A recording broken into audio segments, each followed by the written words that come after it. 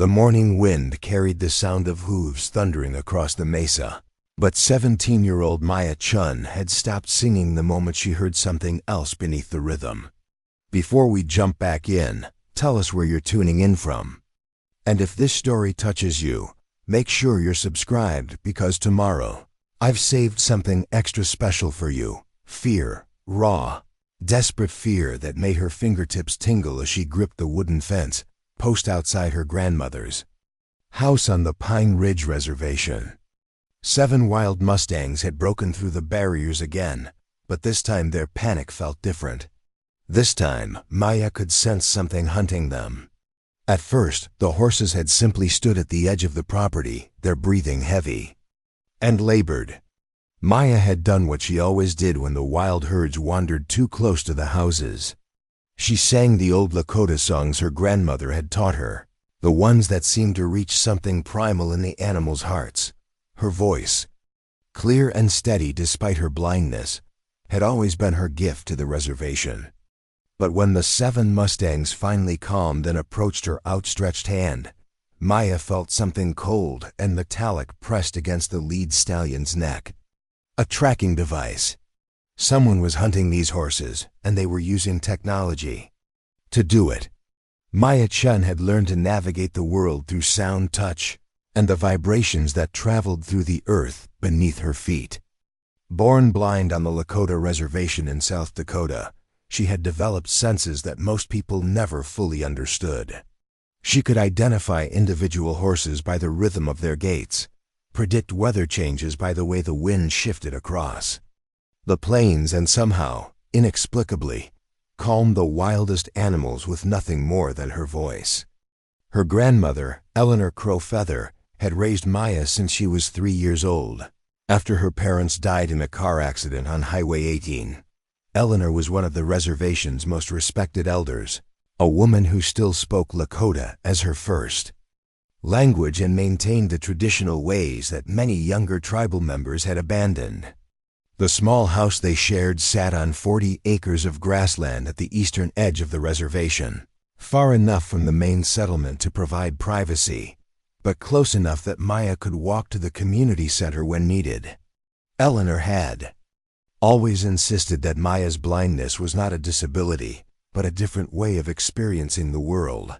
While other children learned to depend on their eyes, Maya had developed what her grandmother called the old sight, an ability to perceive things that existed beyond the visible spectrum. Animals were drawn to her, particularly horses, and Maya had spent most of her childhood learning to communicate with the wild herds that roamed the reservation's vast open spaces. The reservation itself was struggling with problems that extended far beyond Maya's personal challenges. The tribal council was facing pressure from developers who wanted to lease large portions of the land for mining operations. Unemployment was over 60%. And many young people were leaving for opportunities in cities like Denver and Minneapolis.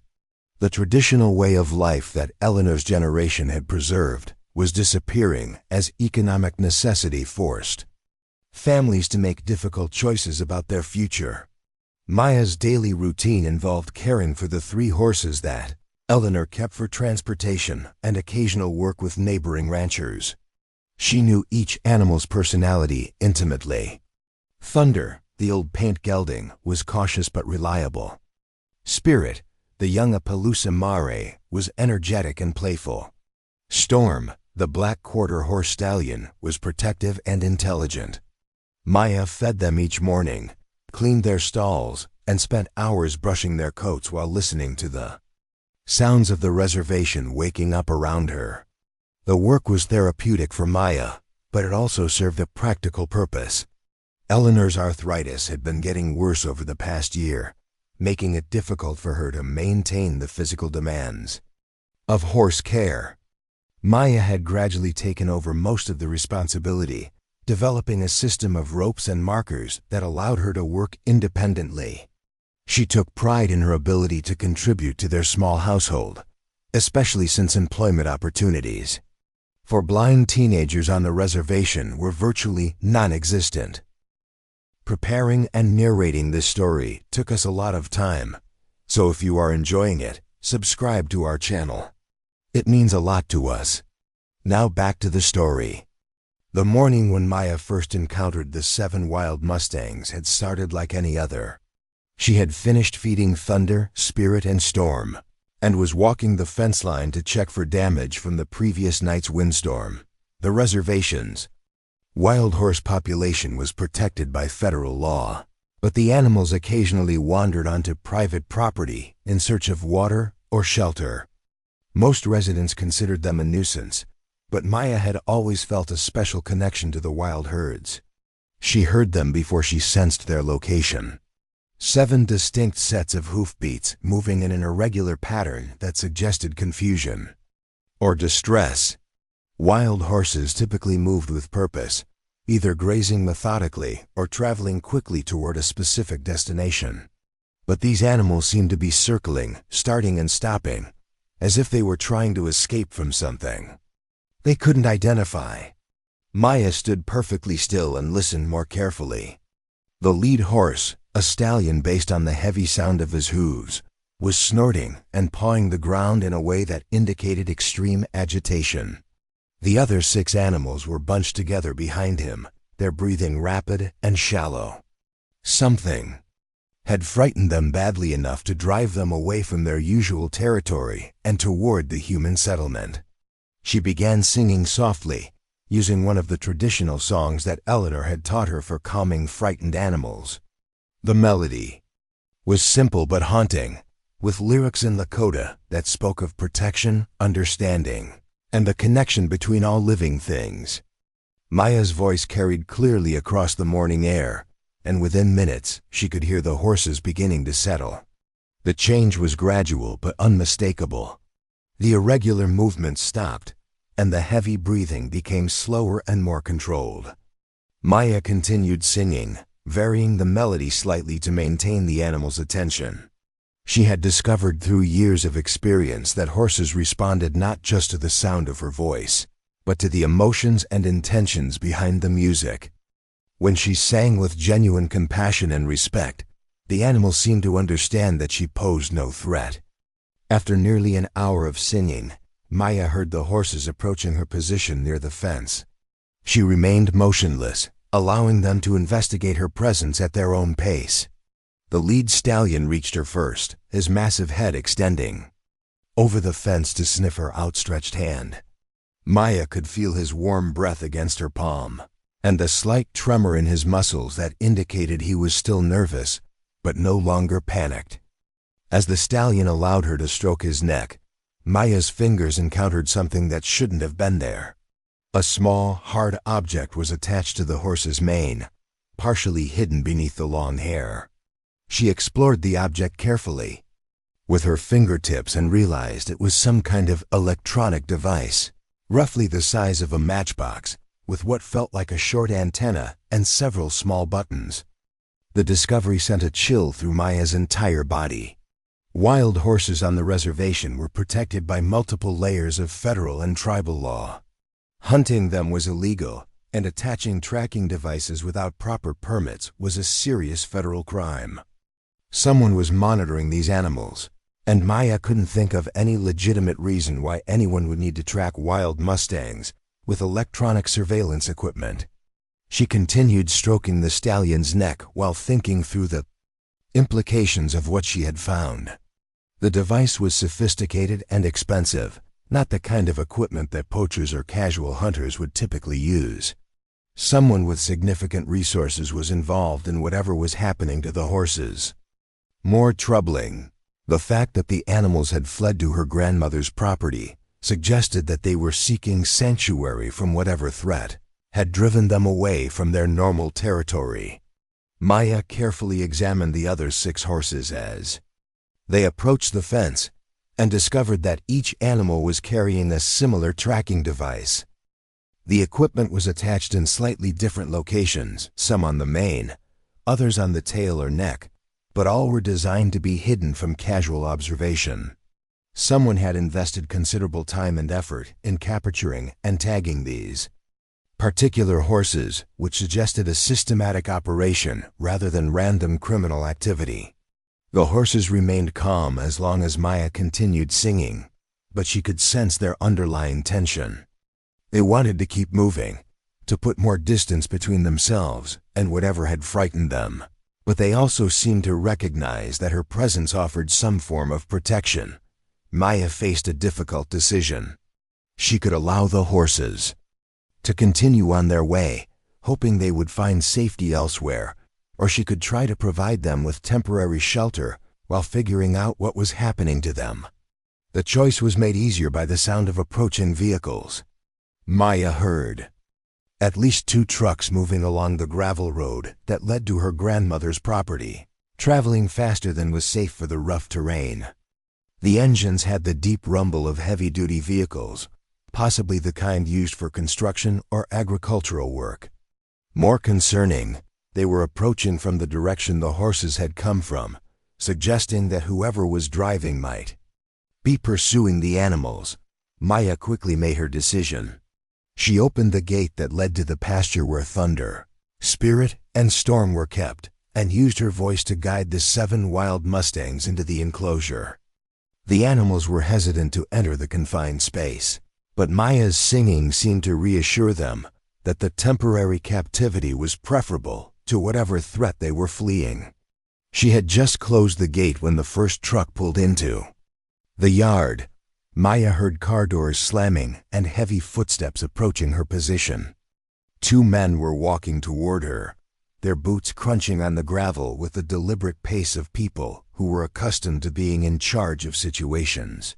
"Excuse me, miss," one of the men called out. His voice had a slight accent that Maya couldn't immediately identify, and a tone of authority that suggested he was used to being obeyed without question. "We're looking for some horses that broke through our research area this morning. Have you seen any wild animals around here?" Maya turned toward the voice but didn't respond immediately. Something about the man's question didn't feel right. He had referred to the horses as being part of a research area, which seemed inconsistent with the fear and panic she had sensed in the animals. Legitimate researchers would be unlikely to cause such extreme distress in wild horses, and they certainly wouldn't need to pursue the animals with tracking devices and heavy vehicles. "I haven't seen anything unusual," Maya replied carefully. It was technically true, since she relied on hearing and touch rather than sight, but she was deliberately avoiding providing information that might put the horses in danger. The second man spoke up, his voice rougher and more impatient than his companions. "Those animals are valuable research subjects, and they're carrying expensive equipment. If they're on your property, we need to collect them immediately."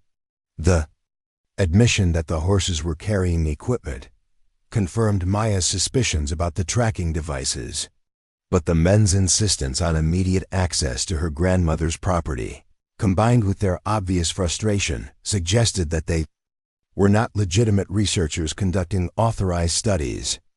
"I'll need to speak with my grandmother before anyone comes onto our land," Maya said, trying to buy time while she figured out how to handle the situation. "She's the legal owner of this property, and she makes all decisions about access." The first man's tone became more threatening. "This is a federal matter involving protected wildlife.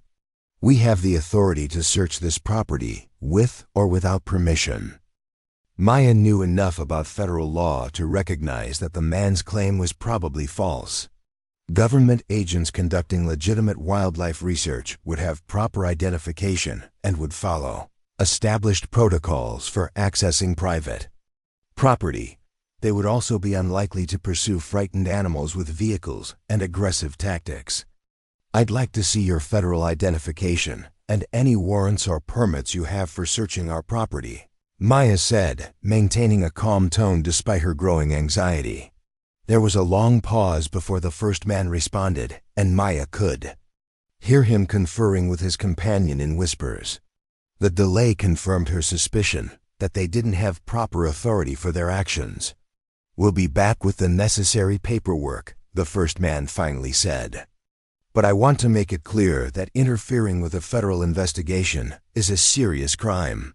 If those horses are on your property, you need to contact us immediately." Maya heard the men walking back to their truck, but instead of leaving immediately, they remained in the yard for several more minutes. She could hear them talking on radio or cell phone, apparently reporting to someone about their unsuccessful attempt to retrieve the horses. The conversation was too quiet for her to make out specific words, but the tone suggested frustration and concern about some kind of timeline or deadline.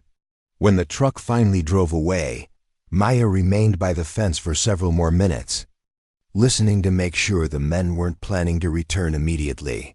The 7 wild horses had settled somewhat, but she could still sense their nervousness. Thunder, Spirit, and Storm seemed puzzled by the presence of the wild animals in their pasture, but they weren't showing signs of aggression or territorial behavior. Maya walked quickly back to the house where she found Eleanor preparing lunch. In the kitchen, her grandmother was a small, wiry woman in her 70s, with long gray hair that she typically wore in traditional braids.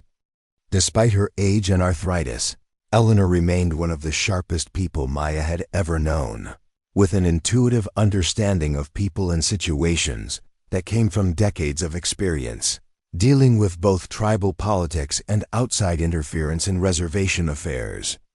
"Grandmother," Maya said as she entered the kitchen, "we have a problem. There are 7 wild horses in our pasture, and some men came looking for them. They claim to be federal researchers, but something doesn't feel right about their story." Eleanor set down the wooden spoon she had been using to stir soup and turned her full attention to Maya.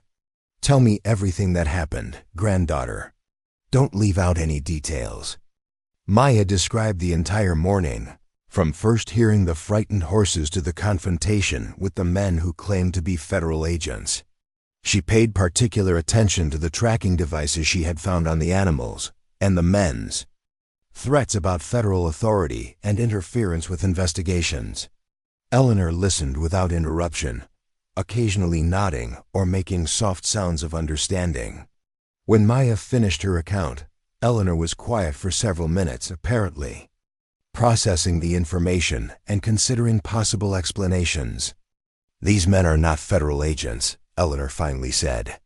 "Real government researchers would have contacted the tribal council before conducting any studies involving reservation wildlife. They would also have proper identification and permits, which they would have shown you immediately when asked." "Then who are they, and what do they want with the horses?" Maya asked. Eleanor's expression became grim. "I think they are connected to the mining company that has been pressuring the tribal council to lease reservation land. There have been rumors for months about strangers conducting unauthorized surveys in remote areas, claiming to be studying wildlife or conducting environmental assessments." The explanation made sense to Maya, but it also raised new concerns about the danger they might be facing. Mining companies had significant financial resources and political connections that could make them formidable opponents for a teenager and her elderly grandmother. "What should we do about the horses?" Maya asked. "I can't just turn them over to people who are obviously frightening them, but I also don't want to get us in legal trouble for harboring protected wildlife." Eleanor smiled the first time Maya had heard her grandmother express anything approaching humor all morning. "Those horses chose to come to us for protection, granddaughter. In the old ways, that creates an obligation for us to help them, regardless of what modern laws might say about wildlife ownership." The conversation was interrupted by the sound of another vehicle approaching the house. Maya felt her stomach tighten with anxiety, wondering if the fake federal agents had returned with reinforcements or additional threats. But this engine sounded different, lighter and less aggressive than the heavy trucks from earlier in the morning. Eleanor looked out the kitchen window and relaxed visibly. "It's Robert Hawk Wing from the Tribal Council. He must have heard about our visitors." Robert Hawk Wing was Eleanor's nephew, a man in his 40s who served as the reservation's liaison with federal agencies and outside organizations. He had a law degree from the University of Colorado and had spent several years working for the Bureau of Indian Affairs before returning to the reservation to help his people navigate increasingly complex legal and political challenges. Maya heard Robert's familiar footsteps approaching the front door, followed by his polite knock and greeting in Lakota. Eleanor invited him inside, and Maya could hear the concern in his voice as he explained the reason for his visit. "Aunt Eleanor, I received some disturbing calls this morning about federal agents conducting unauthorized activities in this area. Several people reported seeing government vehicles and personnel who refused to provide proper identification or explain their presence on reservation land." Eleanor gestured for Robert to sit at the kitchen table, then poured him a cup of coffee while Maya recounted her morning encounter with the men claiming to be federal researchers. Robert listened with the careful attention of someone who understood the legal implications of what he was hearing. "These people are definitely not federal agents," Robert confirmed when Maya finished her story. "I contacted the Fish and Wildlife Service, the Bureau of Land Management, and the Department of Agriculture this morning. None of them have authorized any wildlife research projects on or near the reservation." "Then who are they, and what legal rights do we have to protect the horses?" Maya asked. Robert's expression became serious. "Based on the description Maya provided, I believe these people are working for Mountain West Mining Corporation, the company that has been trying to negotiate mineral rights leases with the tribal council. They've been conducting unauthorized surveys for months, claiming to study environmental conditions and wildlife populations." The revelation confirmed Eleanor's suspicions, but it also raised new questions about the scope of whatever operation the mining company was conducting. If they were willing to track wild horses with expensive electronic equipment, they were obviously investing significant resources in activities that went far beyond simple land surveys. "Are we breaking any laws by keeping the horses on our property?" Eleanor asked. Robert considered the question carefully. "Technically, wild horses on reservation land fall under federal protection, but the tribal council has co-management authority over wildlife within our boundaries. As long as the animals are being cared for and not harmed, there shouldn't be any immediate legal problems. But," he continued, "if Mountain West Mining is willing to impersonate federal agents and use electronic surveillance on protected wildlife, they're probably planning something that goes far beyond legal land surveys. We need to be very careful about how we proceed."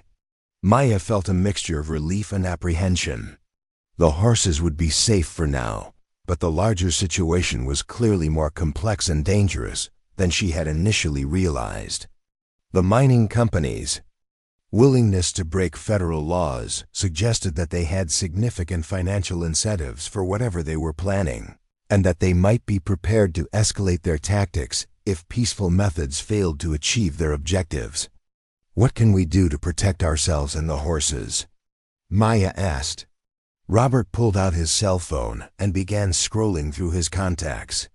"First, I'm going to contact the FBI field office in Denver and report the impersonation of federal agents. That's a serious federal crime, and it will give us legitimate law enforcement support if these people return. Second," he continued, "I'm going to call an emergency session of the tribal council to discuss Mountain West Mining's unauthorized activities. If they're willing to break laws to conduct surveys, we need to assume that they're planning something. That would be devastating to our land and our people." Eleanor nodded approvingly. "And what about the horses? They're obviously frightened of something, and they came to us for protection. We can't just ignore their needs while we deal with the legal issues." Maya had been thinking about the same question. The 7 mustangs were calm as long as she sang to them, but they were still carrying the tracking devices that had allowed the mining company to monitor their movements.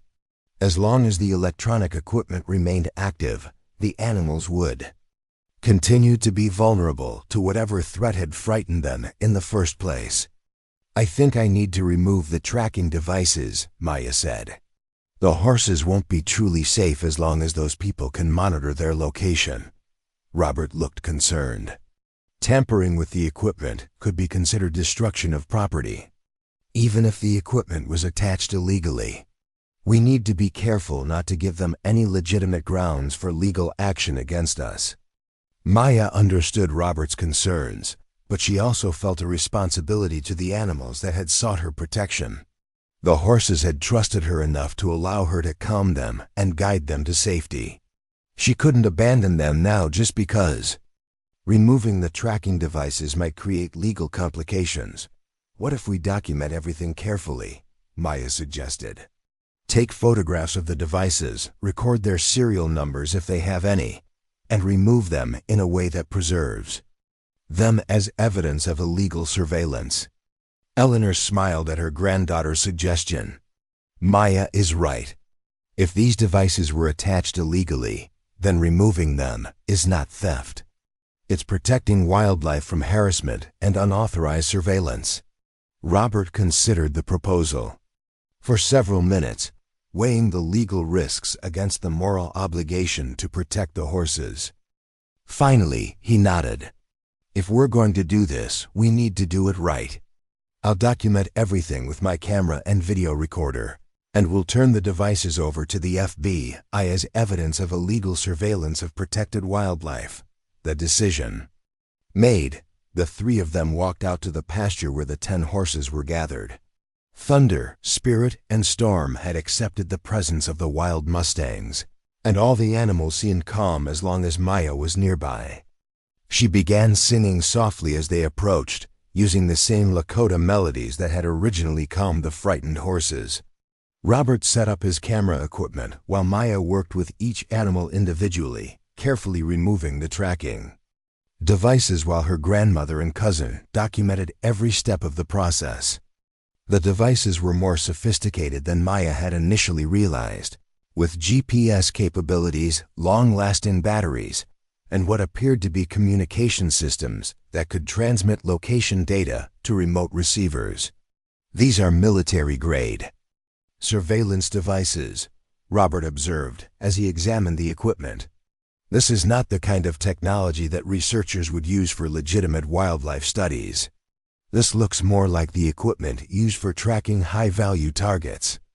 The observation sent a chill through Maya. If the mining company was using military surveillance technology to track wild horses, they were obviously planning something that required precise knowledge of animal movements and behavior. The implications were disturbing, especially given the federal protection that wild horses were supposed to enjoy.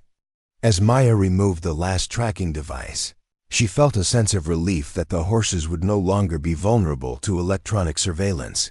But she also realized that their immediate safety was only the beginning of a much larger challenge. The mining company's willingness to break federal laws and use sophisticated surveillance equipment suggested that they were prepared to go to considerable lengths to achieve their objectives. The question now was what those objectives were, and what Maya and her community could do to protect themselves from an opponent with significant resources and apparent disregard for legal constraints. The 7 wild horses had brought more than just a request for sanctuary. They had brought evidence of a conspiracy that threatened not only their own welfare, but potentially the entire reservation and its people. As the sun began to set over the South Dakota plains, Maya stood by the fence listening to the horses settling down for the night. Their breathing was calm and regular now, no longer marked by the fear and panic that had driven them to seek her protection. But Maya knew that the real challenges were just beginning. Tomorrow would bring new threats, new decisions, and the need to find allies and resources that could match the sophisticated opposition they were facing. The blind girl who had simply wanted to help frightened animals had stumbled into something far larger and more dangerous than she had ever imagined. But she had also discovered that her unique abilities, combined with her family's wisdom and her community's support, might be enough to make a difference in a battle that could determine the future of everything she cared about. The next morning brought news that changed everything Maya thought she understood about the situation. Robert Hawk Wing arrived at dawn with FBI agent Sarah Martinez from the Denver field office, a woman whose presence immediately shifted the atmosphere from family crisis to federal investigation.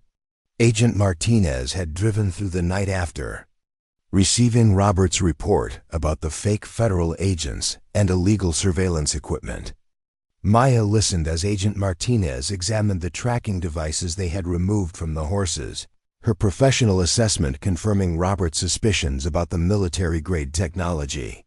The agent's voice carried the weight of someone who had encountered similar equipment in far more dangerous contexts than wildlife surveillance on Native American reservations. Agent Martinez explained that Mountain West Mining Corporation was already under investigation by multiple federal agencies for violations of environmental protection laws, illegal activities on federal lands, and connections to organized crime networks that specialized in resource extraction fraud. The company had been using shell corporations and false environmental studies to gain access to protected territories across the western United States. What made the situation particularly dangerous was Mountain West's pattern of escalating from legal pressure to intimidation and violence when communities resisted their expansion plans. 3 other reservations had experienced mysterious accidents, equipment failures, and unexplained deaths of tribal leaders who opposed mining operations. The FBI suspected systematic targeting of Native American communities, but proving the connections had been difficult due to the company's sophisticated legal and political resources. Maya felt her stomach tighten as Agent Martinez described the company's methods. The horses had not wandered onto their property by chance. They had been deliberately driven toward the Chen family's land as part of a larger strategy to justify increased security measures and surveillance in the area. The tracking devices were designed to monitor not just the animals, but anyone who interacted with them. Eleanor's face remained calm as she processed the information, but Maya could hear the slight tremor in her grandmother's breathing that indicated deep concern. The elderly woman had lived through decades of conflicts between her people and outside interests, but this situation appeared to be more dangerous than anything she had previously encountered. Agent Martinez continued her briefing with details that made Maya realize how naive she had been about the scope of the threat they were facing. Mountain West had obtained preliminary geological surveys suggesting that the reservation contained one of the largest undiscovered deposits of rare earth minerals in North America. These materials were essential for manufacturing electronic devices, renewable energy equipment, and military technology, making them worth billions of dollars in the current global market. The company had been systematically infiltrating tribal governments, federal agencies, and local law enforcement organizations to gain the access and permissions necessary for large-scale mining operations. Their ultimate goal was to strip mine approximately 15,000 acres of reservation land, an operation that would destroy the ecosystem, contaminate water sources, and force the relocation of hundreds of families. Maya understood now why the horses had been so frightened. Mountain West had been conducting explosive geological testing in remote areas of the reservation, using techniques that created underground shock waves, detectable by sensitive animals long before humans noticed any disturbance. The wild herds had been fleeing from systematic destruction of their habitat, driven by seismic activity that threatened their survival instincts. Agent Martinez revealed that the FBI had been building a case against Mountain West for over 18 months, but they needed witnesses and evidence from within the affected communities to prove the systematic nature of the company's crimes. Maya's discovery of the tracking devices and her interaction with the fake federal agents provided crucial evidence of illegal surveillance and impersonation of government officials. The agent asked Maya if she would be willing to serve as a confidential informant in the federal investigation, using her unique relationship with the horses and her access to remote areas of the reservation to gather evidence of Mountain West's illegal activities. The request both thrilled and terrified Maya, who had never imagined that her ability to communicate with animals could become part of a federal law enforcement operation. Eleanor listened to the entire proposal before expressing her concerns about putting her granddaughter in danger for the sake of a government investigation. She had lived through enough broken promises from federal agencies to be skeptical about protection, guarantees, and witness security programs. Her primary concern was Maya's safety, not the larger political implications of the case. Robert supported the FBI's request, but insisted on additional security measures and legal protections for Maya and Eleanor. He wanted guarantees that the Tribal Council would be kept informed of all developments, and that any evidence gathered would be shared with tribal authorities, regardless of federal prosecution decisions. He also demanded that Maya would have the right to withdraw from the investigation at any time without legal consequences. Agent Martinez agreed to Robert's conditions and outlined the initial phase of Maya's involvement in the investigation. She would continue caring for the 7 horses while monitoring their behavior for signs of additional seismic activity or environmental disturbance. The FBI would provide her with communication equipment that would allow her to report suspicious activities without using traceable phone or internet connections. More importantly, Agent Martinez wanted Maya to use her abilities with horses to approach other wild herds in the area and assess their stress levels and movement patterns. Animals were often the first indicators of environmental damage, and their behavior could provide early warning of dangerous industrial activities that human monitoring systems might miss. Maya accepted the role despite her grandmother's reservations, motivated by a growing understanding of the threat that Mountain West posed to everything she cared about. The company's plans would not only destroy the land and water that sustained her community, but would also eliminate the wild horse populations that had become central to her identity and purpose. Training for her new responsibilities began immediately. Agent Martinez taught Maya how to use specialized recording equipment that could capture sounds and vibrations associated with illegal mining activities. She learned to recognize the acoustic signatures of different types of heavy machinery, explosive devices, and industrial processes that Mountain West might be using in their unauthorized surveys. The most challenging aspect of the training involved learning to assess and document evidence in ways that would be admissible in federal court. Maya's natural abilities to sense animal distress and environmental changes were valuable for investigation purposes, but translating those insights into legal evidence required careful documentation and corroboration with technical instruments. Agent Martinez also provided Maya with detailed information about Mountain West's key personnel, including photographs and voice recordings that would help her identify company representatives if she encountered them during her surveillance activities. The company employed former military contractors, private security personnel, and environmental consultants who often used deceptive tactics to gain access to restricted areas. 3 days after beginning her work with the FBI, Maya experienced her first major breakthrough in the investigation. While checking on the horses early in the morning, she heard unusual vibrations coming from the ground beneath her feet. The seismic activity was subtle, barely detectable to human senses, but strong enough to agitate all 10 horses in ways that indicated significant underground disturbance. Maya immediately activated her FBI communication device and reported the seismic activity while using her phone to record the horses' behavioral responses. Agent Martinez confirmed that her report coincided with unauthorized explosive activity detected by federal monitoring stations, providing crucial evidence that Mountain West was conducting illegal geological testing on reservation land. The breakthrough was followed by escalating pressure from Mountain West representatives, who began making daily visits to the Chen property under various pretexts. They claimed to be conducting environmental assessments, wildlife surveys, and archaeological studies, but their persistent interest in the horses and Maya's activities suggested they suspected her involvement in the federal investigation.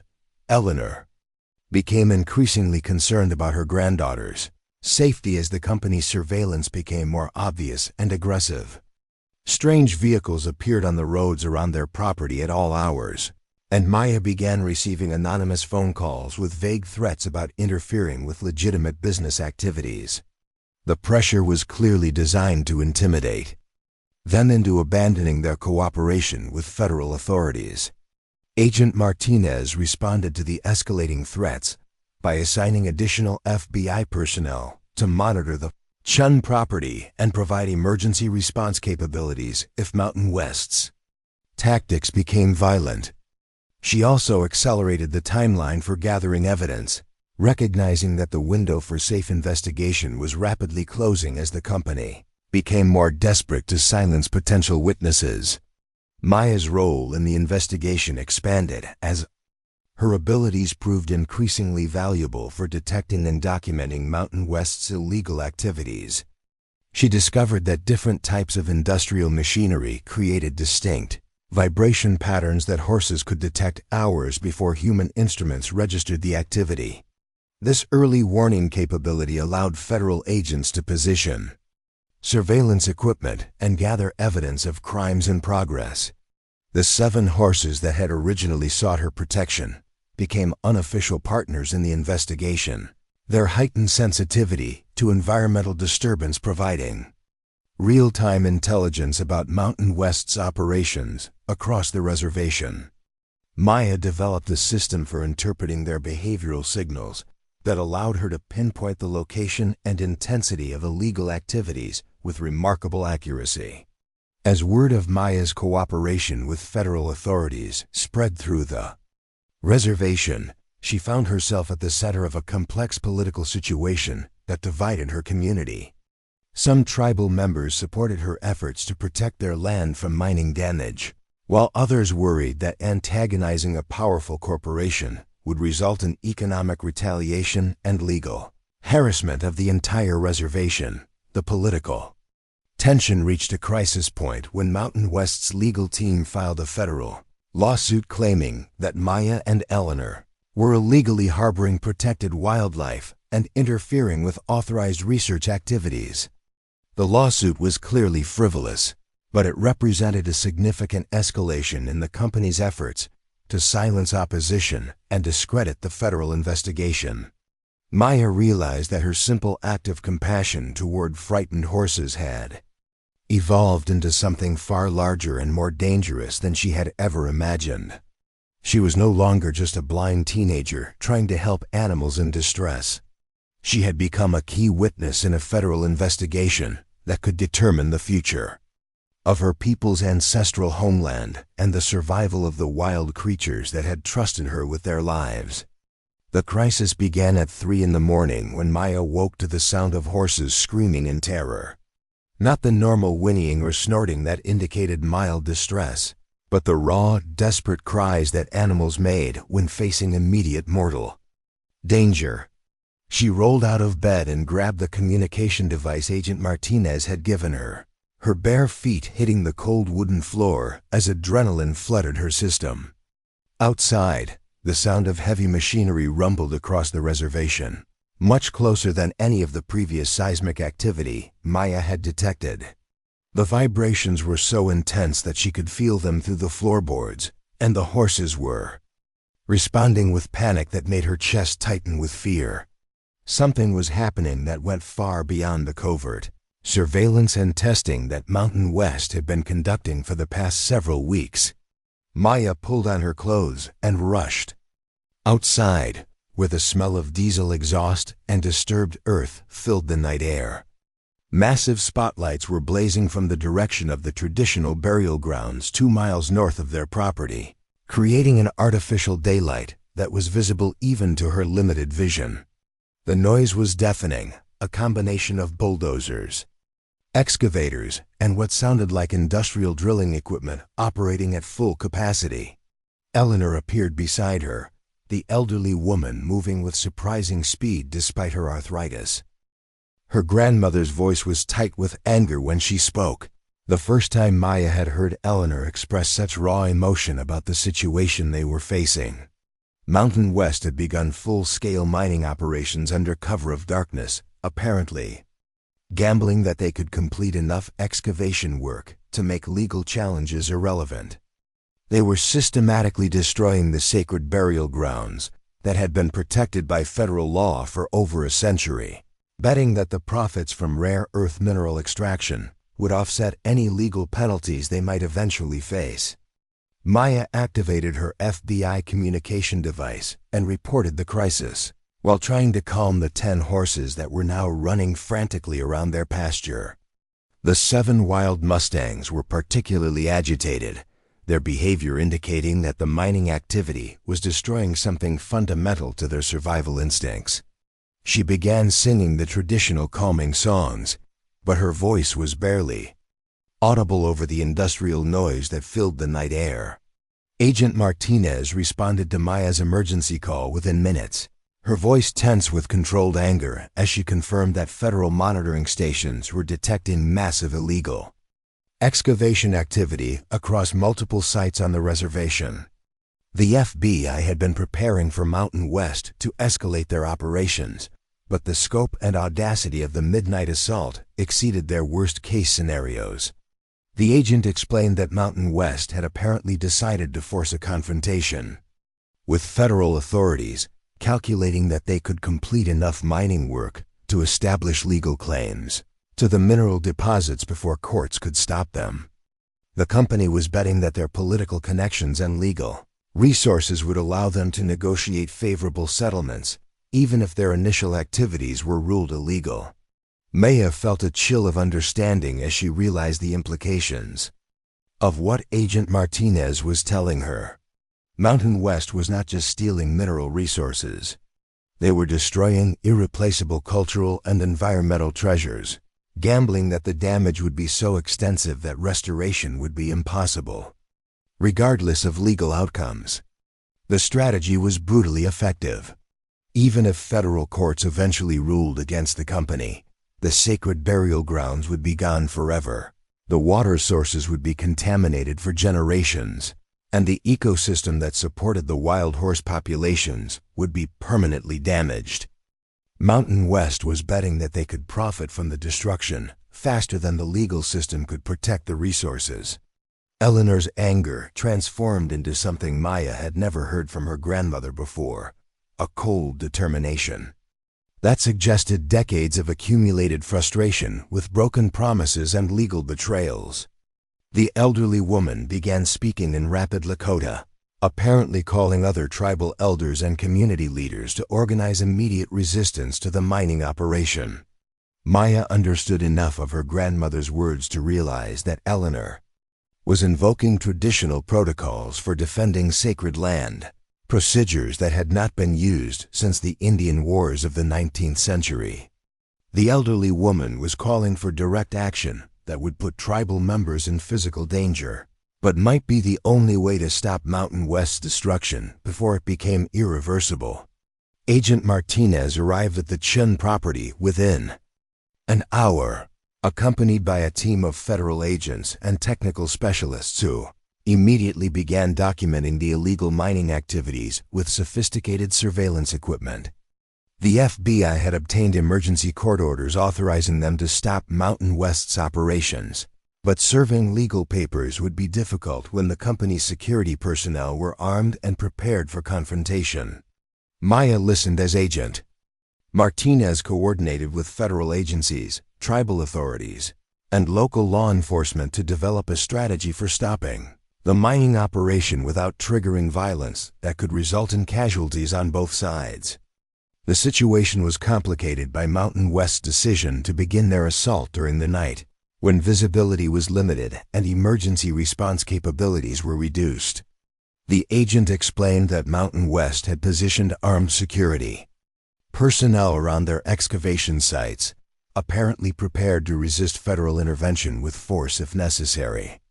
The company was betting that federal agents would be reluctant to risk an armed confrontation on Native American land, especially given the historical sensitivity of government law enforcement actions against tribal communities.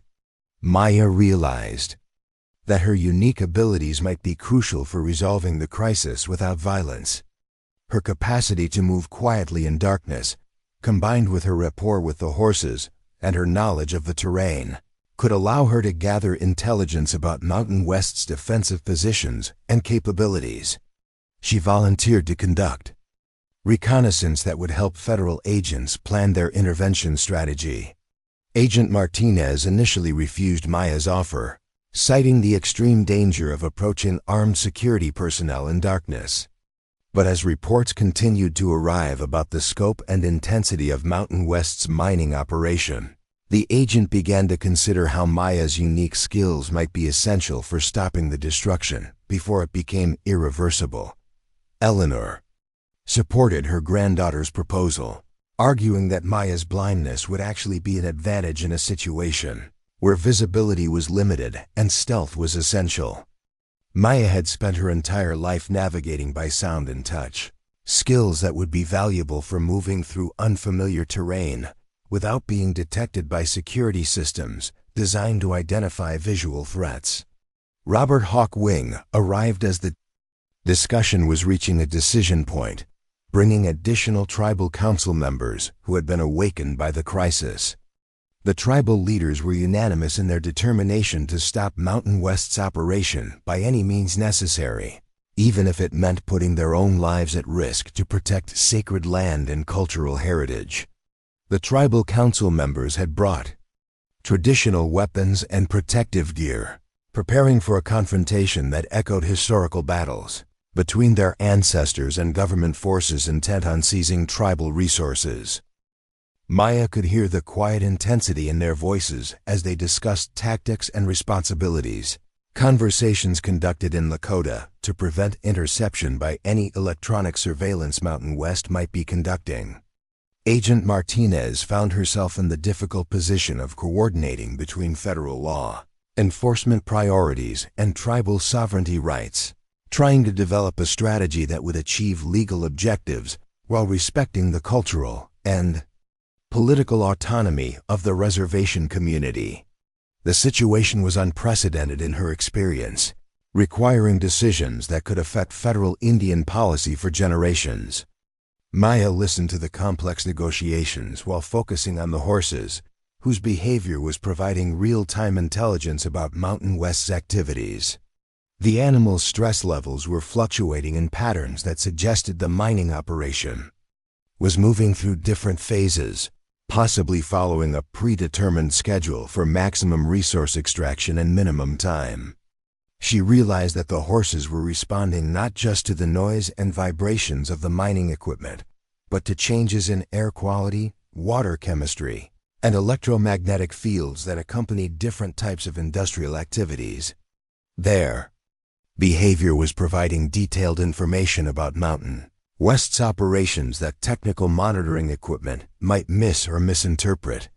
Maya shared her observations with Agent Martinez, explaining how the horses' reactions could be used to predict Mountain West's next moves and identify vulnerable points in their operation.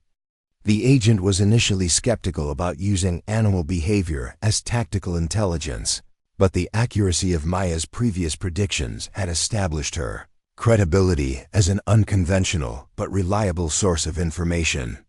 The breakthrough came when Maya detected a pattern in the horse's behavior that suggested Mountain West was preparing to use explosives for large-scale excavation. The animals were responding to seismic precursor signals that indicated preparation for controlled blasting, information that was crucial for planning federal intervention before irreversible damage occurred to the burial grounds. Agent Martinez used Maya's warning to coordinate an immediate federal response, deploying tactical teams to surround Mountain West's operation before the explosive work could begin. The FBI had legal authority to stop the destruction of federal protected sites, but they needed precise timing to prevent the company from completing their most destructive activities.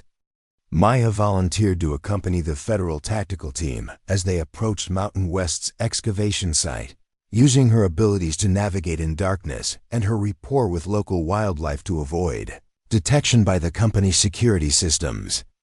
Agent Martinez reluctantly agreed, recognizing that Maya's unique skills might be essential for preventing violence during the confrontation.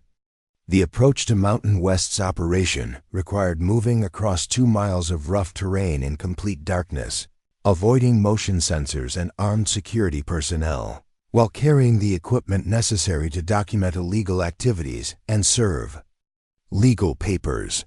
Maya led the federal team through paths that she had learned during years of following wild horse herds, routes that were invisible to people who depended on visual navigation. As they drew closer to the excavation site, Maya could hear the complexity of Mountain West's operation, expanding beyond simple mineral extraction. The company had brought in specialized equipment for processing rare earth materials on site, apparently planning to complete the entire extraction and refinement process before federal authorities could intervene. The scope of the operation was staggering. Mountain West had assembled what amounted to a temporary industrial complex in the remote area of the reservation, complete with power generation, water processing, chemical storage, and transportation infrastructure. They had obviously been planning this assault for months, preparing every detail necessary for rapid resource extraction, regardless of legal consequences. Maya realized that stopping Mountain West would require more than serving legal papers or making arrests. The company had invested so much in this operation that they would probably resist federal intervention with whatever force was necessary to protect their investment. The confrontation was likely to become violent unless federal agents could find a way to neutralize Mountain West's capabilities without triggering armed resistance. Agent Martinez made the tactical decision to divide the federal response into multiple simultaneous actions designed to overwhelm Mountain West's ability to coordinate resistance. Teams would approach the excavation site from different directions, while additional agents moved to secure the company's equipment, transportation routes, and communication systems. Maya was assigned to the team responsible for documenting the destruction of the burial grounds, using her abilities to navigate the disturbed terrain and identify specific cultural artifacts that were being damaged or destroyed. Her testimony would be crucial for establishing the full scope of federal law violations and cultural destruction that Mountain West had committed. The final approach to the excavation site revealed the true magnitude of what Mountain West had accomplished in just a few hours of intensive work. The traditional burial grounds had been completely destroyed, with sacred artifacts scattered across massive piles of disturbed earth and rock. The environmental damage was equally severe, with chemical contamination spreading through groundwater systems that supplied drinking water for hundreds of families. Maya felt physically sick as she realized the extent of the destruction, understanding that Mountain West had deliberately chosen to destroy irreplaceable cultural and environmental resources in order to force federal authorities into an impossible position. The company was betting that the government would be unwilling to prosecute aggressively when the damage was already irreversible. Agent Martinez and her team began the complex process of securing the site and arresting Mountain West personnel, while Maya focused on documenting the cultural artifacts that had been disturbed during the excavation. Her knowledge of traditional burial practices and sacred objects was essential for identifying items that would be crucial evidence in federal court proceedings. The confrontation with Mountain West security personnel was brief but intense, with several company employees attempting to destroy evidence and disable equipment before surrendering to federal agents. The company's leadership had apparently prepared for the possibility of federal intervention, but they had underestimated the speed and coordination of the FBI response. Maya's role in the operation proved crucial for establishing the full scope of Mountain West's crimes and the irreversible nature of the damage they had inflicted. Her ability to identify sacred artifacts and interpret the cultural significance of the destroyed burial grounds provided federal prosecutors with evidence necessary for pursuing maximum legal penalties against the company. As dawn broke over the devastated landscape, Maya stood among the ruins of her ancestors' resting place and felt a mixture of grief and determination that would shape the rest of her life. The horses had trusted her with their fear and desperation, leading her to discover a conspiracy that threatened everything her people valued. Now she had to find a way to transform the destruction into justice and healing for her community. The immediate crisis was over, but Maya understood that the real battle was just beginning. Mountain West's assault on the reservation had failed, but the company's resources and political connections meant that legal consequences would require sustained effort and community solidarity that had not been seen on the reservation for generations. Agent Martinez approached Maya as federal personnel continued processing the crime scene, her expression reflecting both satisfaction at stopping Mountain West's operation and concern about the challenges that lay ahead. The agent explained that the evidence they had gathered would support federal charges that could result in unprecedented penalties for environmental and cultural destruction on Native American land. Maya listened to the agent's explanation while focusing on the sounds of her community gathering at the edge of the excavation site.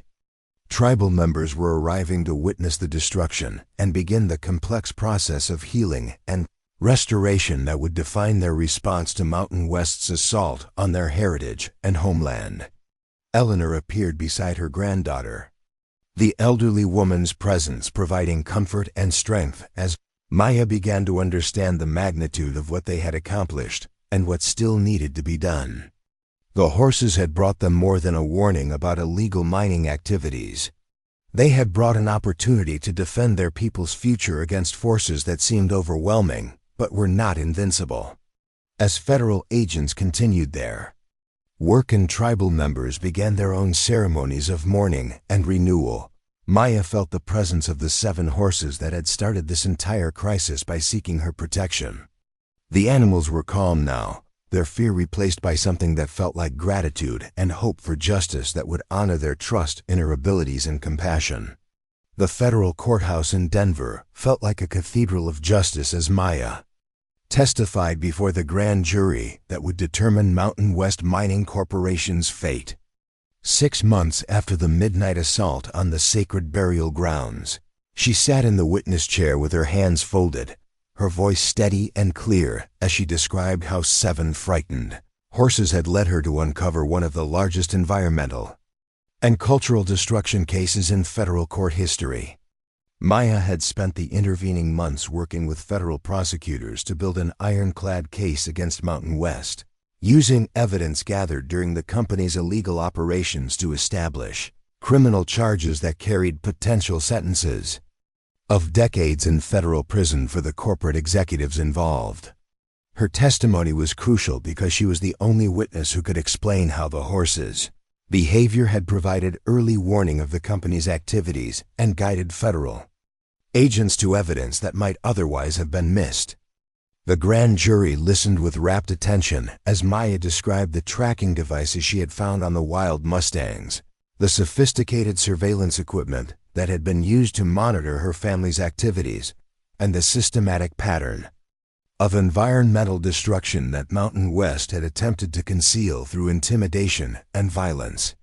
Her blindness, rather than being a limitation, had become an asset that allowed her to perceive details that sighted witnesses might have overlooked. Agent Martinez sat in the gallery behind Maya, providing moral support and technical expertise, as the prosecution presented evidence that had been gathered through their collaborative investigation.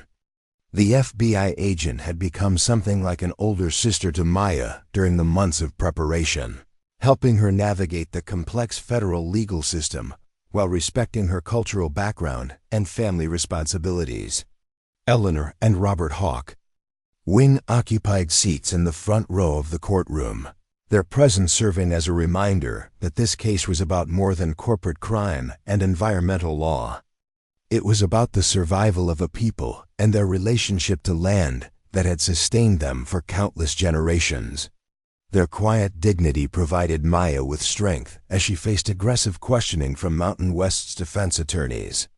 The defense team had hired some of the most expensive lawyers in the country, specialists in corporate criminal defense who were skilled at creating reasonable doubt about their clients' intentions and knowledge of illegal activities they attempted to portray Maya as a naive teenager who had misunderstood sophisticated business activities, suggesting that her blindness and cultural background made her an unreliable witness to complex technical operations.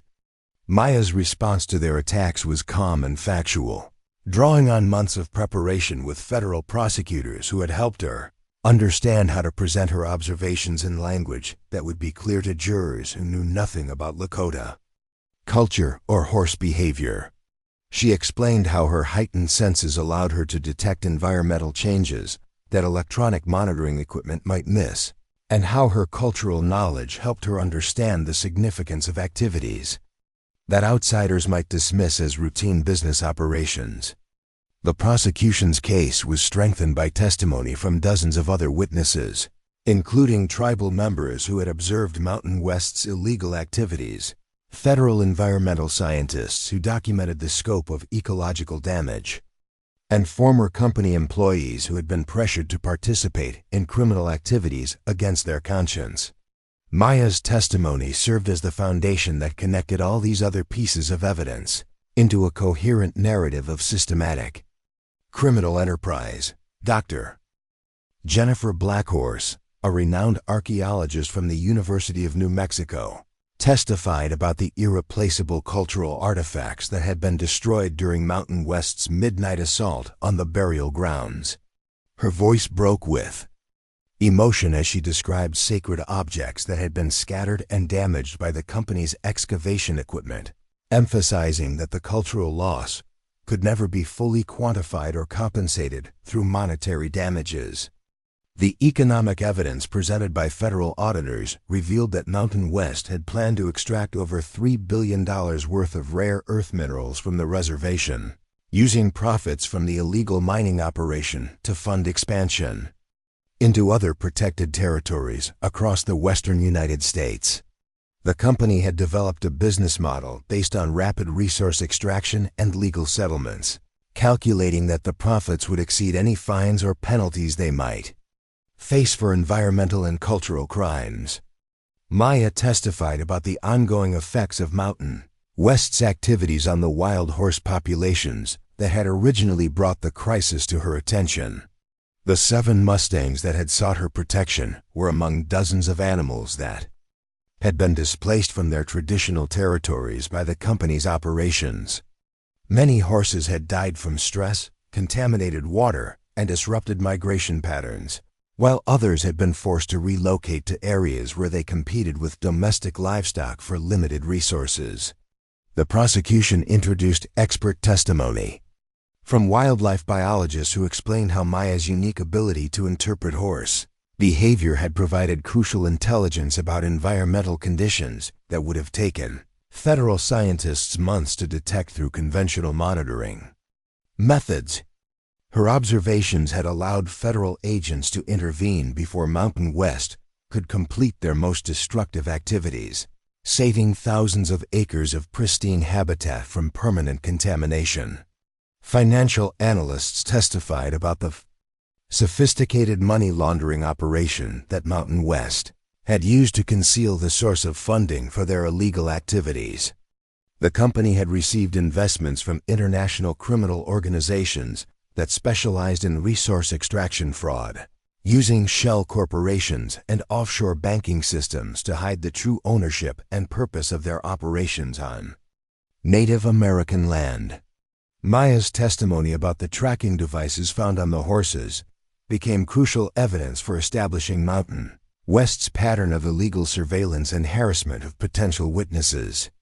Federal investigators had traced the sophisticated equipment to military contractors who were prohibited from selling such technology to civilian organizations, revealing additional federal crimes related to weapons trafficking and unauthorized surveillance activities. The grand jury proceedings lasted for 3 weeks, during which Maya testified for a total of 18 hours across multiple sessions. She described not only her direct observations of Mountain West's activities, but also her growing understanding of how the company's crimes had affected her entire community.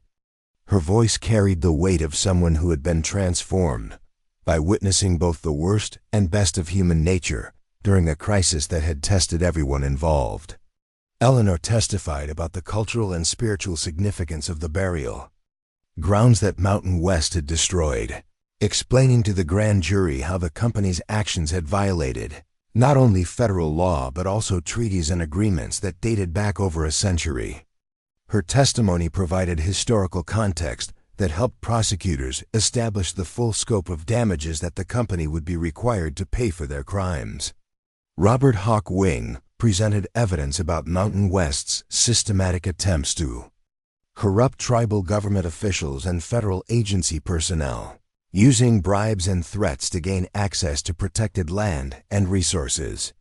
His testimony revealed a pattern of criminal activity that extended far beyond the specific charges related to the reservation, suggesting that the company had been operating similar schemes across multiple states and tribal territories.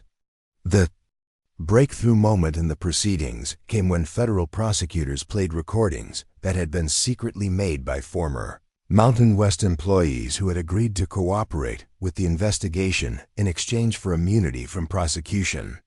The recordings captured company executives discussing their plans to use violence against tribal members who opposed their operations, including specific threats against Maya and Eleanor for their cooperation with federal authorities.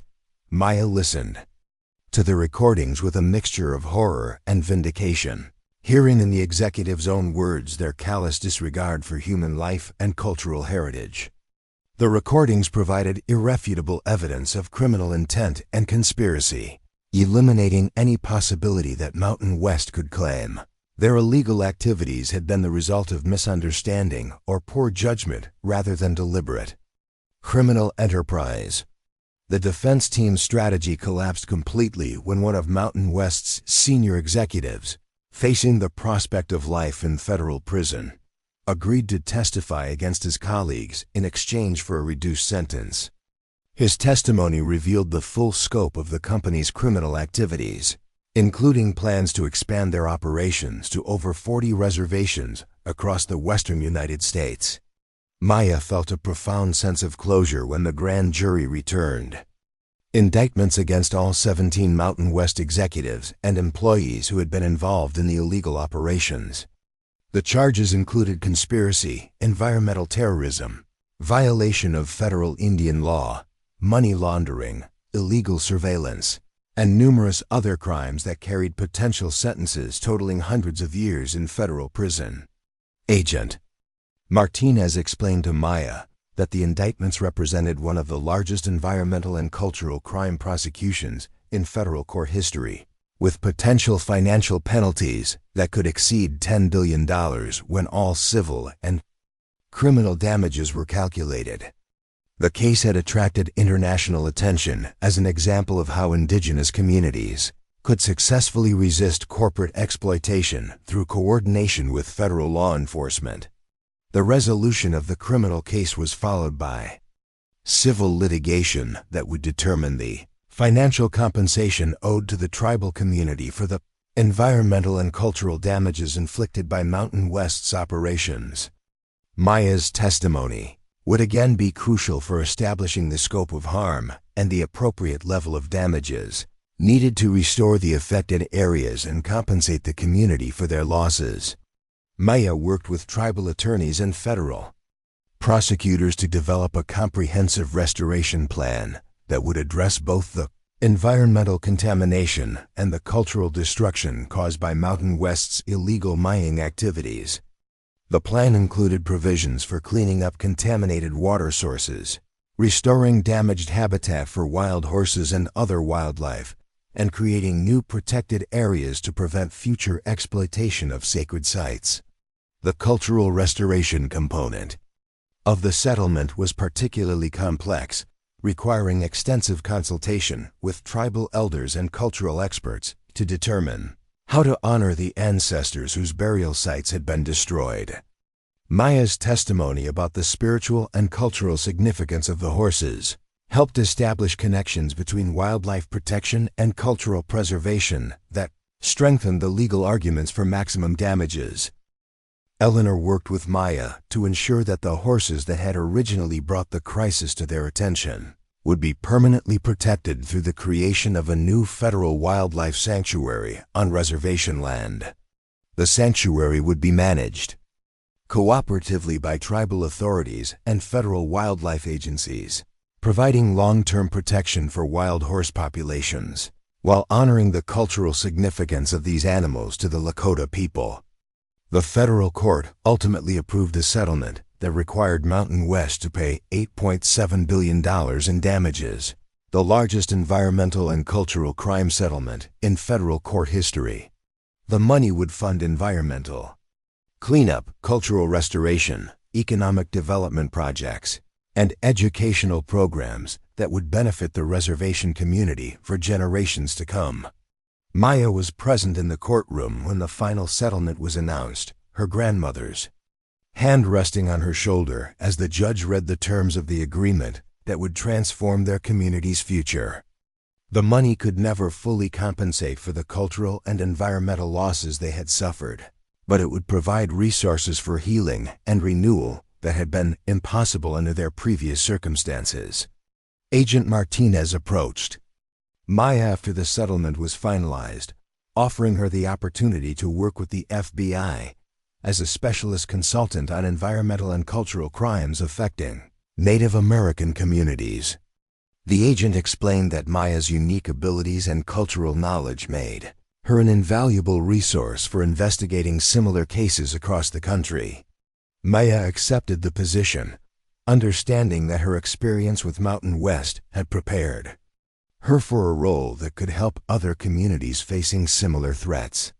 She would continue living on the reservation with Eleanor, but would travel regularly to assist federal investigators with cases involving environmental crime, cultural destruction, and corporate exploitation of indigenous peoples.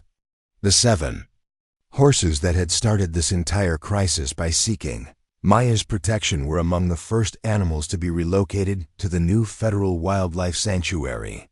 Maya visited them regularly, using her voice to calm them as they adjusted to their new protected environment. Their presence served as a reminder of how trust between humans and animals could lead to justice and healing even in the most difficult circumstances.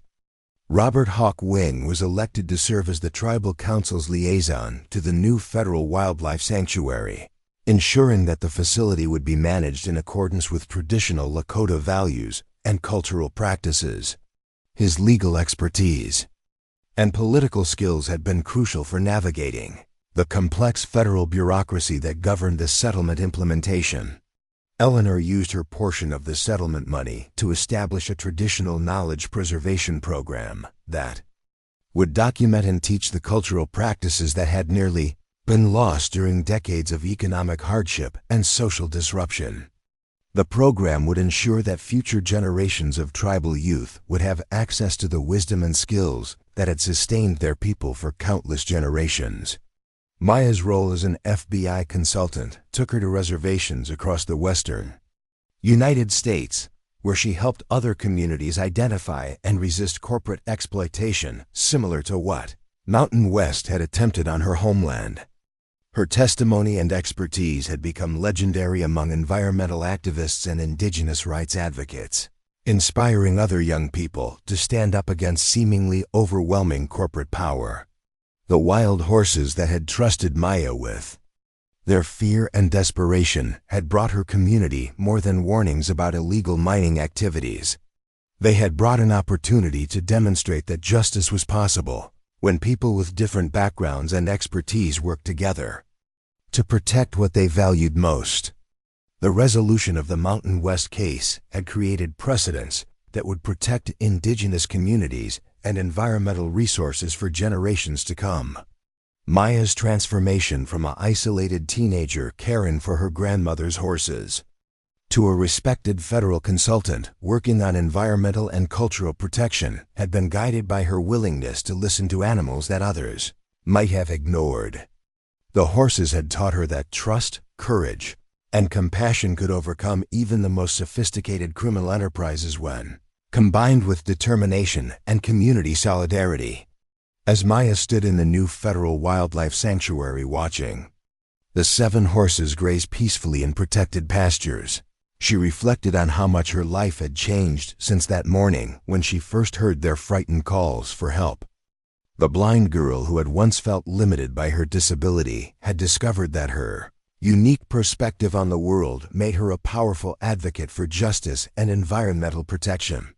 The legal victory against Mountain West had demonstrated that corporations could not ignore federal law and indigenous rights with impunity, regardless of their financial resources and political connections.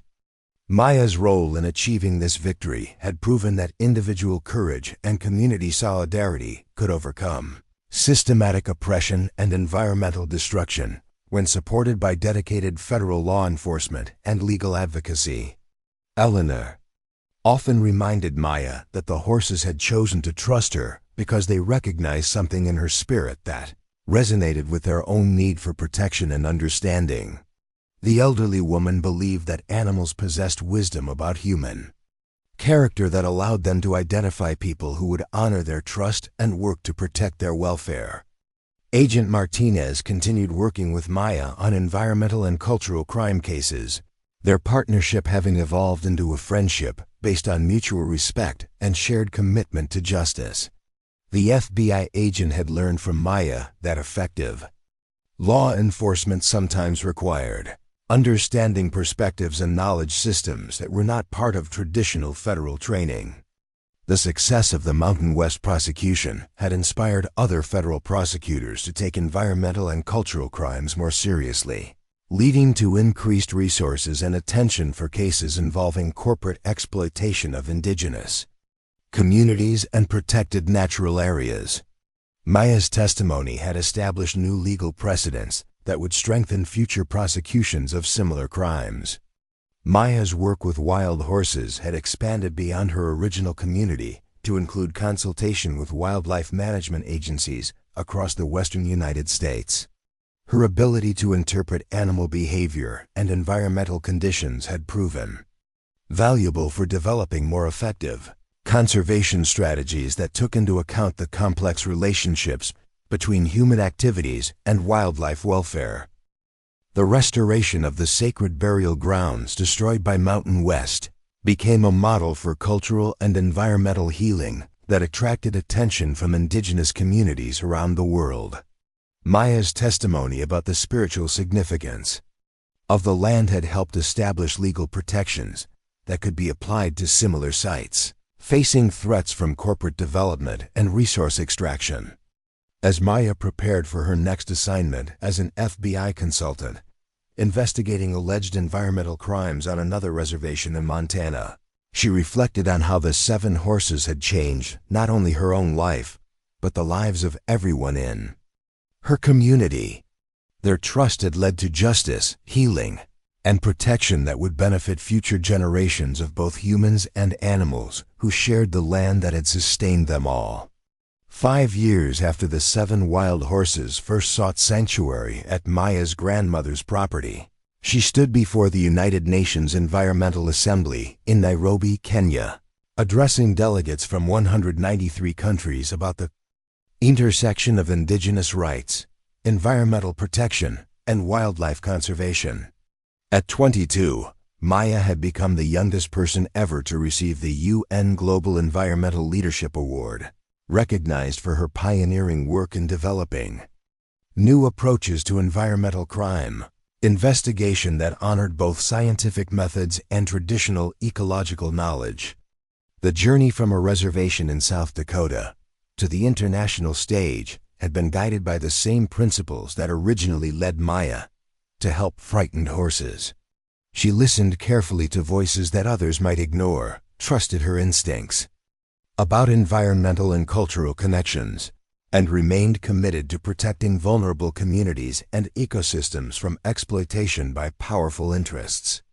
Maya's presentation to the UN Assembly focused on the innovative investigative techniques she had developed during her work as an FBI environmental crime consultant. Her methods combined traditional Native American animal behavior knowledge with modern forensic science, creating new tools for detecting and prosecuting environmental crimes that had previously been difficult to prove in court.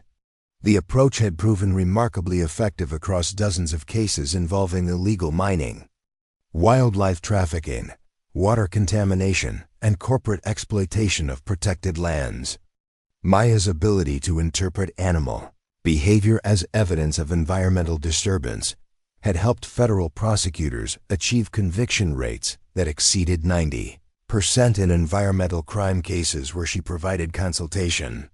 Eleanor sat in the front row of the assembly hall, now 78 years old, but still sharp and engaged with the global implications of her granddaughter's work. The elderly woman had traveled to Kenya specifically to witness Maya's recognition by the international community, understanding that this honor represented not just personal achievement, but validation of traditional knowledge systems that had been dismissed by mainstream science for generations.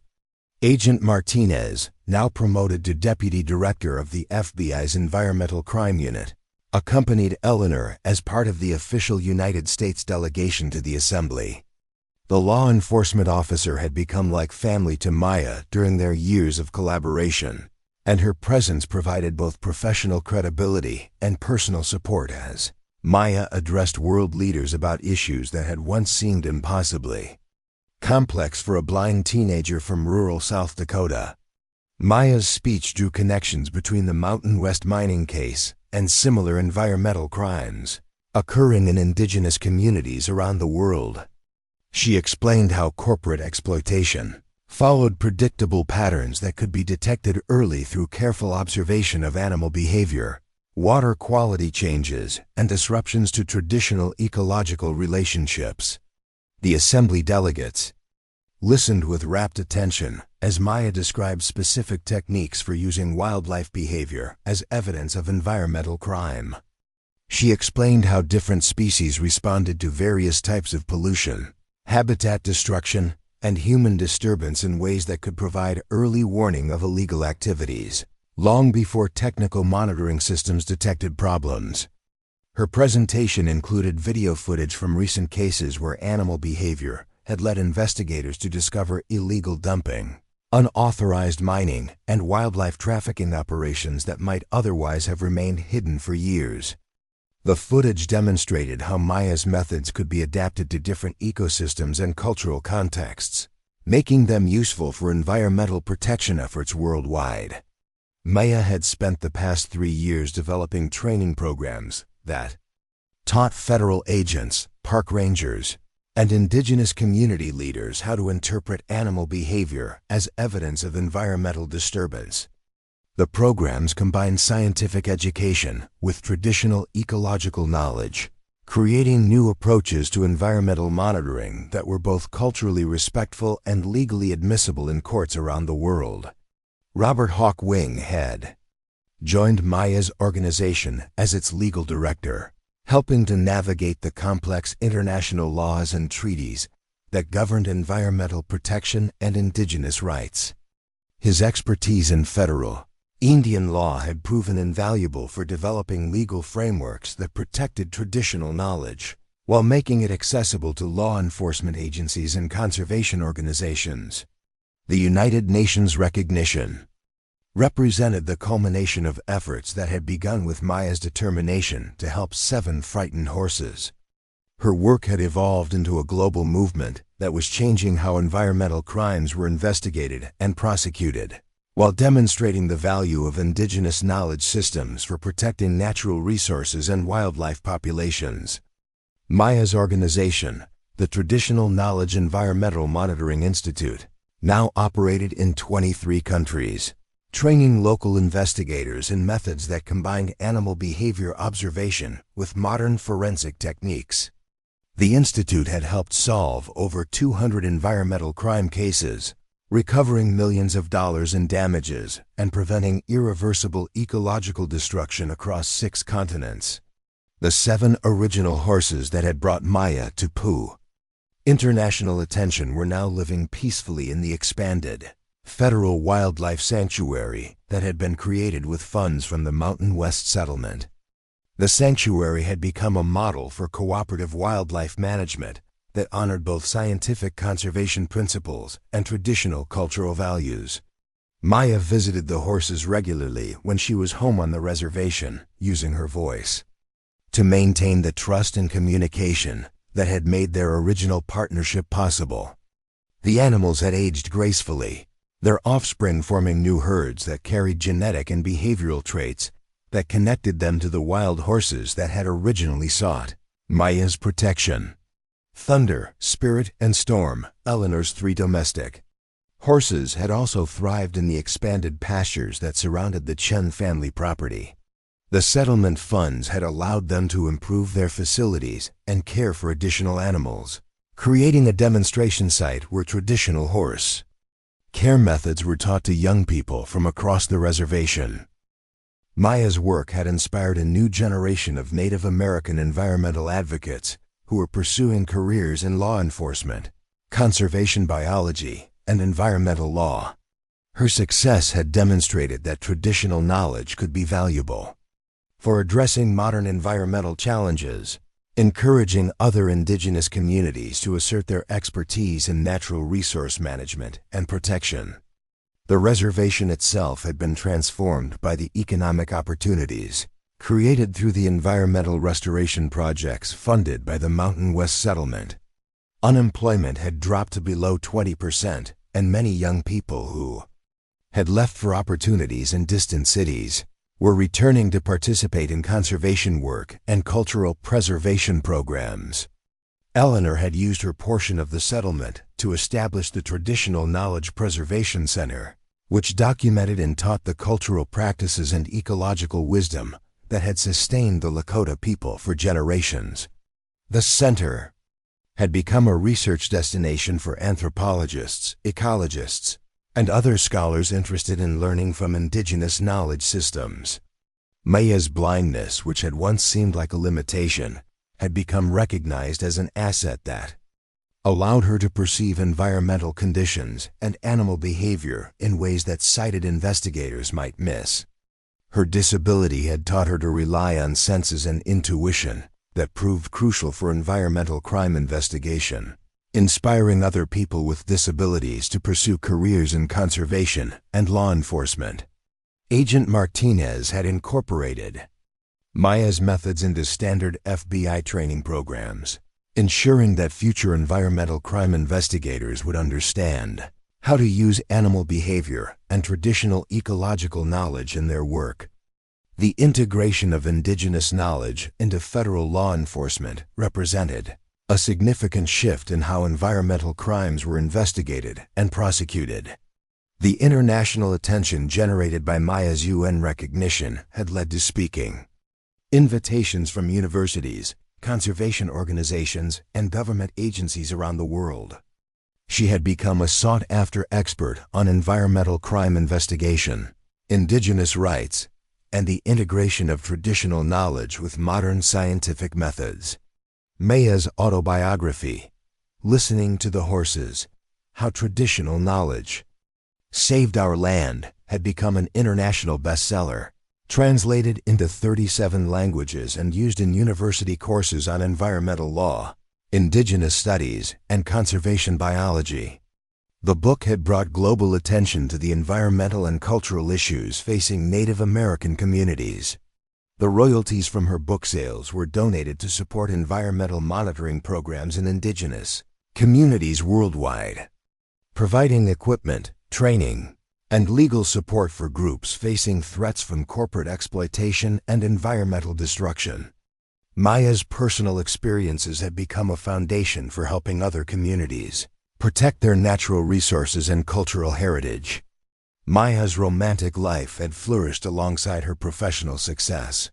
She had married David Crow Dog, wildlife biologist who had joined her organization after completing his doctorate in conservation ecology at Montana State University.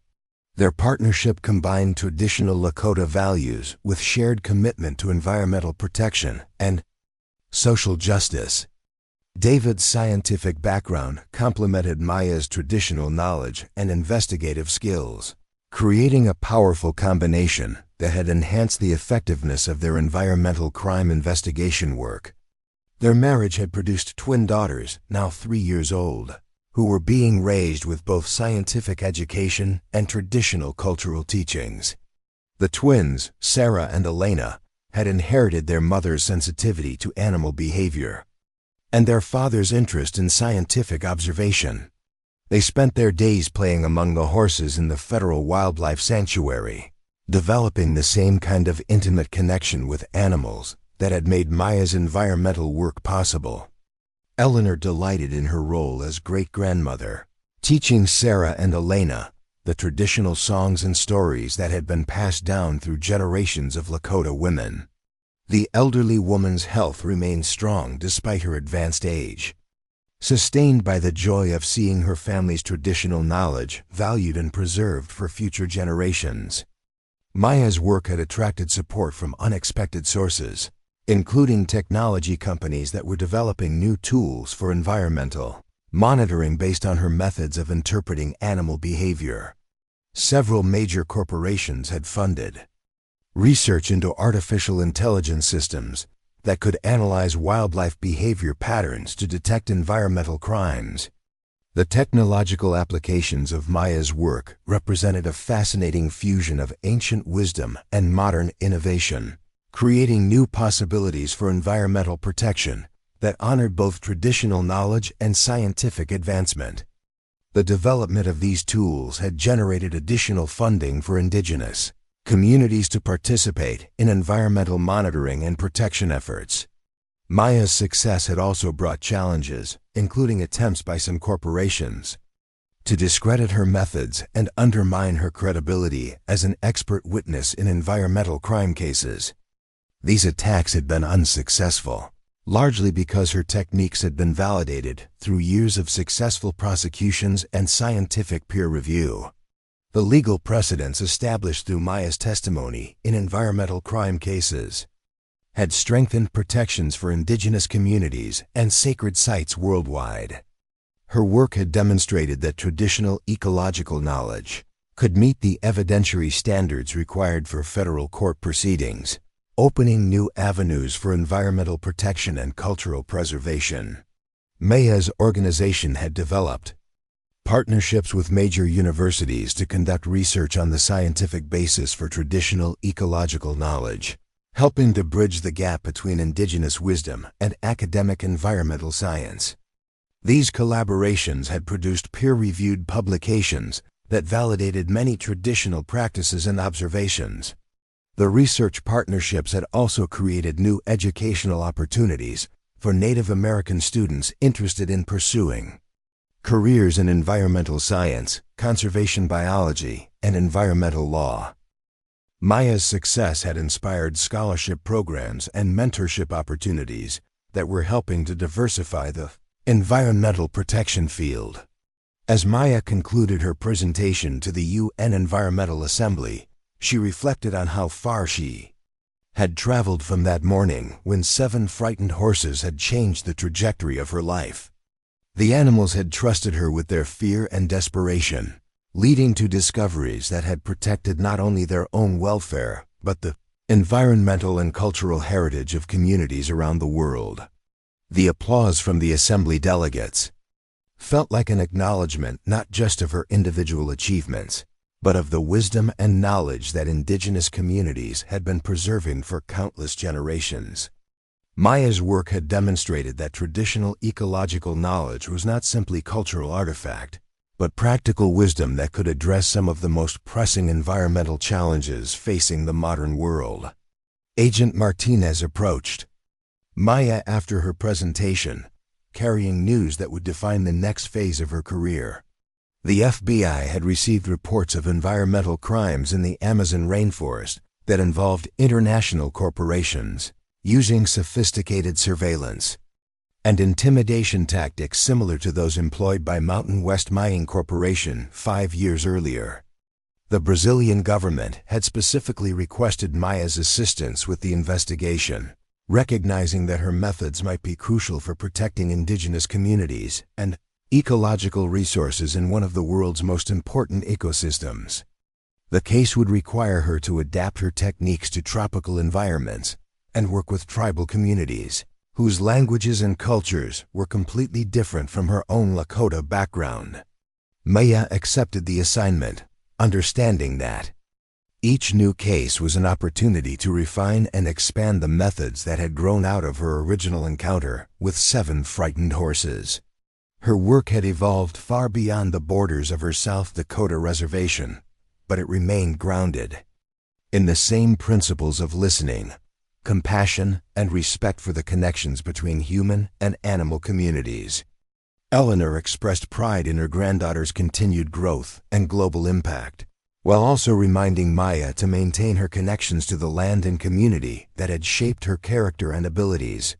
The elderly woman understood that Maya's work was taking her far from home, but that her effectiveness depended on remembering the traditional values and knowledge that had made her success possible. As Maya prepared to leave Nairobi for her next assignment in Brazil, she visited the horses one last time at the Federal Wildlife Sanctuary. The animals approached her with the same trust and affection they had shown 5 years earlier, their calm presence providing reassurance and strength for the challenges ahead. The 7 horses that had originally sought her protection were now elderly, their muzzles gray and their movements slower than in their younger years. But their eyes still held the intelligence and awareness that had made their original partnership possible, and Maya felt grateful for the lessons they had taught her about courage, trust, and the connections that bound all living creatures together. Maya's story had become legend among environmental advocates and indigenous rights activists worldwide, inspiring countless individuals to pursue careers in conservation and social justice. But for Maya herself, the work remained personal and immediate, grounded in her commitment to protecting vulnerable communities and ecosystems from exploitation and destruction. The blind girl who had once felt isolated by her disability had discovered that her unique perspective on the world made her a powerful advocate for environmental protection and social justice.